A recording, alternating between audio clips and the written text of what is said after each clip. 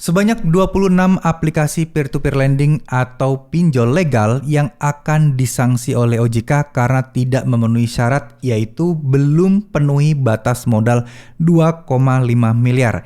Jadi intinya adalah OJK memberikan sebuah syarat di mana pinjol tersebut harus memiliki minimum batas minimal adalah modal 2,5 miliar ya teman-teman.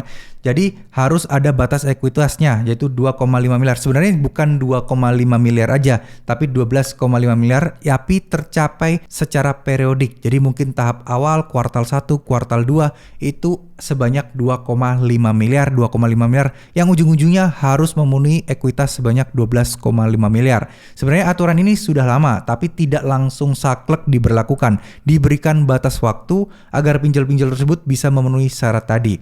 Nah, aturan ini sebenarnya muncul karena banyaknya pinjol-pinjol itu yang nakal zaman dulu ya. Mereka pada bikin pinjol aja, mereka dananya sedikit, dananya terbatas, pada bikin pinjol. Begitu cash flow mereka tidak lancar atau artinya banyak yang gagal bayar, mereka mulai melakukan tindakan-tindakan ekstrim di mana ini akan menyusahkan orang-orang atau nasabah yang gagal bayar. Jadi ya karena cash flow mereka, ibaratnya kalau orang kepepet gimana sih? Mereka akan melakukan segala cara. Nah, inilah yang akan dihindari OJK.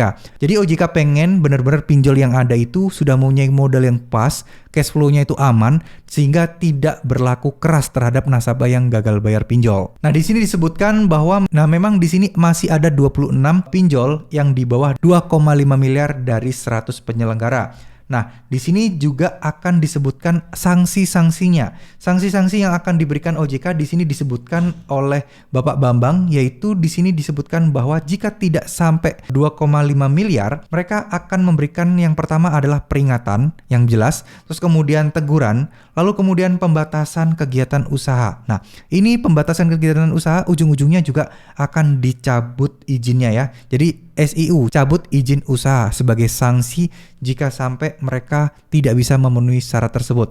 Jadi ya semakin lama otomatis semakin banyak pinjol-pinjol yang tidak bisa memenuhi syarat, ya semakin banyak pula pinjol-pinjol legal yang akan ditutup. Tapi juga kita tidak tahu ya apakah akan ada pinjol penggantinya, pinjol-pinjol baru yang baru muncul. Nah, kita tidak tahu.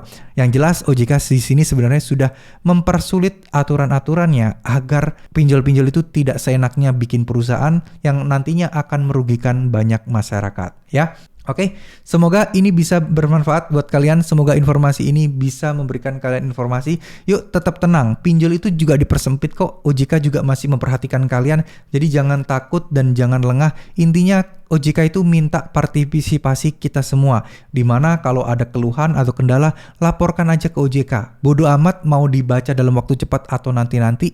Bodo amat mau ditanggapi atau tidak. Yang jelas kita sudah berpartisipasi untuk setidaknya melaporkan tindakan-tindakan yang mungkin ya merugikan yang dilakukan oleh pinjol. Kadang tanpa bantuan laporan-laporan kita, OJK itu justru tidak tahu loh teman-teman ya, bahwa ternyata di luar sana prakteknya banyak pinjol-pinjol yang sedang mungkin melakukan pelanggaran-pelanggaran ringan tapi tidak terdeteksi oleh OJK. Nah, tugas kita yang menjadi korban dari pinjol-pinjol nakal tersebut yang bisa harus melaporkan ke OJK. Mungkin OJK saat ini sedang berfokus ke pinjol-pinjol ilegal ya, memberantas pinjol ilegal, namun yang nggak ada salahnya kalau kita bisa melaporkan pinjol legal yang mana dalam tanda kutip melanggar aturan-aturan yang sudah berlaku. Oke, terima kasih. Semoga ini bisa bermanfaat. Semoga ini bisa menjadikan tambahan wawasan buat kalian. Gak usah takut buat yang galbay, tetap tenang, perbanyak wawasan kalian tentang pinjol. Itu yang akan membuat kalian tidak akan takut terhadap gagal bayar atau resiko-resiko galbay pinjol legal lainnya. Terima kasih. Wassalamualaikum warahmatullahi wabarakatuh.